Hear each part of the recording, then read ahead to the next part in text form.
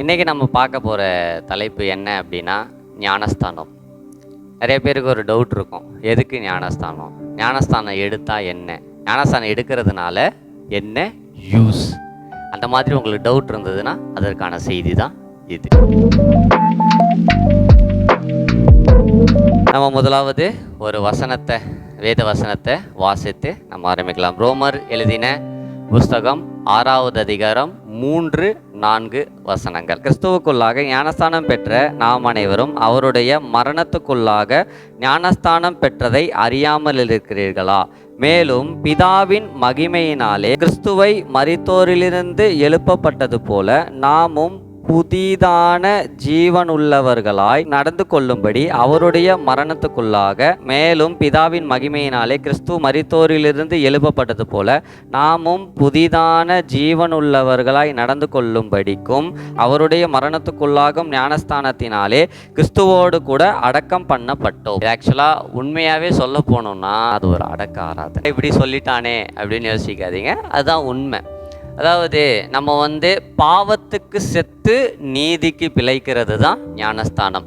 அதாவது ஞானஸ்தானம் எதுக்கு முக்கியத்துவம் அப்படின்னா, ஞானஸ்தானம் பெற்றால் மட்டும்தான் ஒருவன் ஆவியினாலும் ஜலத்தினாலும் திரும்பி பிறக்கணும். அப்படி பிறந்தாதான் நம்ம பரலோகம் போகிறதற்கு ஒரு முக்கியமான ஒரு ஃபஸ்ட்டு ஸ்டெப்பு தான் பேப்டிசம், ஞானஸ்தானம். அந்த ஞானஸ்தானம் எப்படிப்பட்டதாக இருக்குது அப்படின்னா, பாவத்துக்கு நம்ம மரிக்கிறோம், கிறிஸ்துவோடு கூட நாமும் மரிக்கிறோம். அவர் உயிரோடு எழுந்தது போல நாமும் உயிரோடு எழுந்து விற்போம். இன்னொரு வசனம் உங்களுக்கு தெளிவாக இன்னும் புரிகிறபடி நான் உங்களுக்கு சொல்கிறேன். இன்னொரு வசனத்தை கூட நம்ம வாசிப்போம். அதே ரோமர் எழுதின சுவிசேஷம் 6வது அதிகாரம் 10-11 வசனங்கள். அவர் மரித்து பாவத்துக்கென்று ஒரே தரம் மரித்தார், அவர் பிழைத்திருக்கிறது தேவனுக்கென்று பிழைத்திருக்கிறார். அப்படியே நீங்களும் உங்கள் பாவத்துக்கென்று மரித்தவர்களாகவும் உம்முடைய கர்த்தராகிய இயேசு கிறிஸ்துவுக்குள் தேவனுக்கென்று பிழைத்திருக்கிறவர்களாகவும் எண்ணிக்கொள்ளுங்கள். இங்கே பவுல் அழகாக சொல்கிறாரு பார்த்தீங்களா, பாவத்துக்கு நம்ம மரிக்கணும் அப்படின்னா, நம்ம உங்களுக்கு சிம்பிளாக ஒன்று சொல்கிறோம். நம்ம இந்த உலகத்தில் வாழ்ந்துக்கிட்டு இருந்தோம், பூமிக்குரியவர்கள் அல்ல. வேதம் ஒன்று சொல்லுது அப்படின்னா, நம்ம இந்த பூமிக்குரியவர்கள் அல்ல, உங்களுடைய குடியிருப்போ பரலோகத்தில் உள்ளது என்று வேதம் சொல்லுகிறது. அப்போ நம்ம இந்த பூமிக்குரிய வாழ்க்கையிலிருந்து வேறு பிரிக்கிறது தான் பேப்டிசம். ஞானஸ்தானத்துக்கு முன்னாடி ஞானஸ்தான கிளாஸ்ன்னு சொல்லிட்டு ஒரு குறிப்பிட்ட நாள் வைப்பாங்க. அப்போ பேப்டிசத்தை பற்றி ரொம்ப டீட்டெயிலாக பேசுவாங்க, அதோடைய முக்கியத்துவத்தை பற்றி சொல்லுவாங்க. அப்போ அது ஏன் அதை சொல்கிறாங்க அப்படின்னா, அதாவது பழைய மனுஷன் நீங்கள் ஞானஸ்தானம் எடுக்கிறதுக்கு முன்னாடி உங்கள் பழைய மனுஷனுடைய வாழ்க்கையை நீங்கள் கலட்டி போட்டுட்டு புதிய மனுஷன் கிறிஸ்துவுக்காக நீங்கள் வாழணும். ஒரு நன்மையான வாழ்க்கையை, பரலோகத்துக்குரிய வாழ்க்கையை வாழ்வது தான் ஞானஸ்தானமாக இருக்கிறது. ஸோ நம்மளுக்கு ஞானஸ்தானம் என்பது ஒரு கிறிஸ்தவர்களாய் நீங்கள் இருக்கிறீங்க, தேவனுடைய பிள்ளையாய் மாறுவதற்கு ஒரு அடையாளமாகவும் அது இருக்கிறது. தேவனுடைய பிள்ளையாய் நீங்கள் மாறுகிறீங்க, இந்த உலகத்தை விட்டு நீங்கள் வேறு பிரிக்கப்படுகிறீங்க, பரலோக ராஜ்யத்தில் உங்களுக்கான ஒரு இடம் ஃபிக்ஸ் ஆகுறதுக்கு தான் ஞானஸ்தானம் ரொம்ப முக்கியமாக இருக்கிறது. நான் இன்னொரு வசனத்தை கூட உங்களுக்கு வாசித்து, அப்போஸ்தலர் 2வது அதிகாரம் 38வது வசனம். பேதுரு அவர்களை நோக்கி, நீங்கள் மனம் திரும்பி ஒவ்வொருவரும் பாவ மன்னிப்புக்கென்று கிறிஸ்துவின் நாமத்தினாலே ஞானஸ்தானம் பெற்றுக்கொள்ளுங்கள், அப்பொழுது பரிசுத்த ஆவியின் வரத்தை பெறுவீர்கள். ஞானஸ்தானம் பெற்றா இன்னொரு பெனிஃபிட் உங்களுக்கு என்ன கிடைக்கிது பார்த்துக்கோங்க, பரிசுத்த ஆவியின் வரங்கள். நம்மளுக்கு ஆவியின் வரங்கள் என்னன்றது தெரியும்னு நினைக்கிறேன். 1 கொரிந்தியர் 12வது அதிகாரத்தில் ஆவியின் வரங்களை பற்றி போட்டிருக்கிறது. அப்போ நம்ம ஆவியின் வரங்களை பெற்றுக்கொள்றதுக்கு ஒரு முக்கியமான ஒரு விஷயமே ஞானஸ்தானம் தான்.